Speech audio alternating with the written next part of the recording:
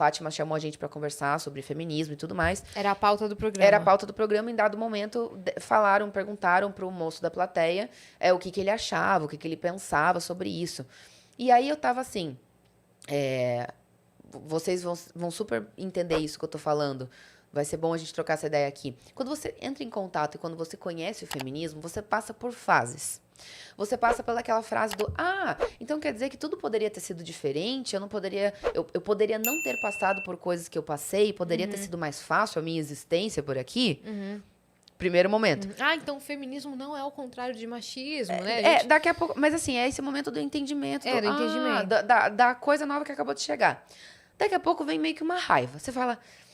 Peraí, então quer dizer que eu não precisava ter passado por que eu passei dessa forma. Minha mãe não precisava. Minha mãe não precisava, minha avó não precisava. Quer dizer, então, que nada. E daí você entra num momento de raiva e de querer resolver as coisas tudo pra ontem e libertar todas as mulheres de todas as maneiras possíveis, assim. E você tava num momento que aquilo tava sendo muito intenso pra nesse você. momento. Era um momento que eu tava muito focada em falar sobre política. Sim. Inclusive, fora Bolsonaro, sempre serei. É isso. Eu tava falando muito sobre política, muito sobre feminismo. Eu tava batendo em pautas que eu sabia que eu ia apanhar, que eu sabia que eu ia levar porrada de volta. E tudo certo. Porque eu não vou passar por cima de mim pra ficar quieta sobre um assunto do qual eu quero me manifestar e eu quero dar minha opinião a respeito, sabe? A pessoa não precisa concordar, mas eu não vou passar por cima da minha essência, do que eu tenho vontade de defender pra pagar de bonita e agradar marcas, pra ser garota propaganda do negócio e não falar sobre temas que são importantes serem falados. Sim. Tô nem aí, sabe? Mas você sente que ali você foi um pouco over? Eu acho que eu não teria feito isso hoje em dia, mas assim... Da forma que eu fiz, da forma como eu falei, pra evitar uma dor de cabeça pra mim. Porque aí vem a terceira fase de quando você entra em contato com o feminismo, que é...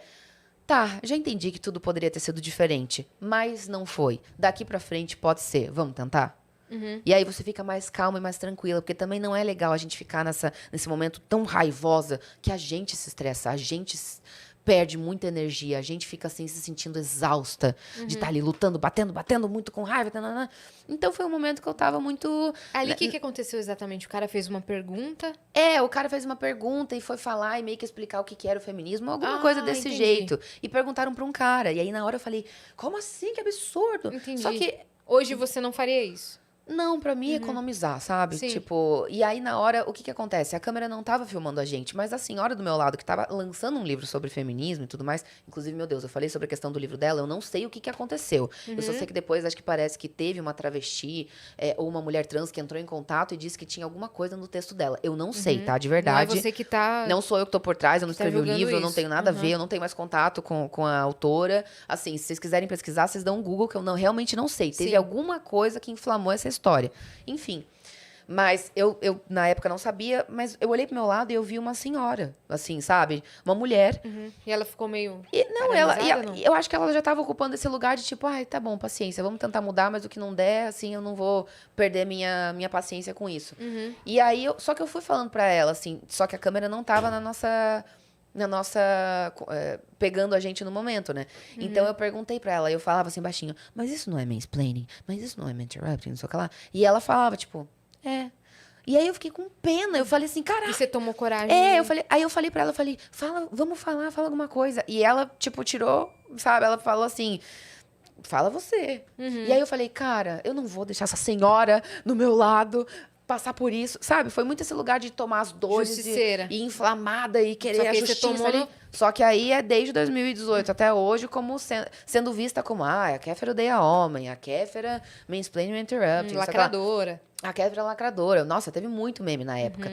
Mas o que eu gostei foi que teve um plot twist nessa história que... Depois, e hoje em dia, até hoje, tem muitas reportagens, inclusive teve uma recente no Fantástico, falando que, de fato, mansplaining e interrupting existem. Esses termos, eles existem. Você viu que rolou? É que, gente, desculpa. Eu voltei pro Brasil recente, então eu tô confusa. I'm sorry. Palavras. Well, hi, welcome back. Olha eu, realmente foi pra outro lugar. Não, o interrupting, o mansplaining são termos que existem e que têm um significado. Não foi uma coisa que eu tirei da minha cabeça. Só que em 2018 não estava sendo falado. Sim. Então pareceu que o quê? Que eu fui lá palestrar. Sim. Que eu fui lá, Você já tipo... foi com essa intenção Não, e que eu fui lá e que eu inventei. Sim. E não foi. Só que eu já tava lendo muito livro sobre feminismo. Eu tava muito inserida no assunto. Era todos os dias eu ajudando mulher por DM. Cara, teve essa parte dos bastidores que ninguém sabe, que eu nunca abri, porque também diz respeito sobre a intimidade de outras mulheres. Mas, assim, quantas seguidoras eu já não ajudei de, tipo, me passa teu telefone. Eu ligava e elas estavam chorando, tinham acabado de sofrer violência doméstica de alguma forma. Tinha uma que me marcou muito, ela falou, enfim, tô presa no meu banheiro, eu acabei de apanhar do meu marido. O que eu faço, pelo amor de Deus? Eu preciso sair daqui com meu filho. E eu ajudei ela. Eu falei, enfim, conduzi a conversa e fui ajudando ela pra ela sair. E eu acompanhei ela durante todos os dias até ela falar, tô segura, tô na casa da minha mãe, consegui fazer o BO. Eu fui instruindo ela como é que ela fazia as coisas.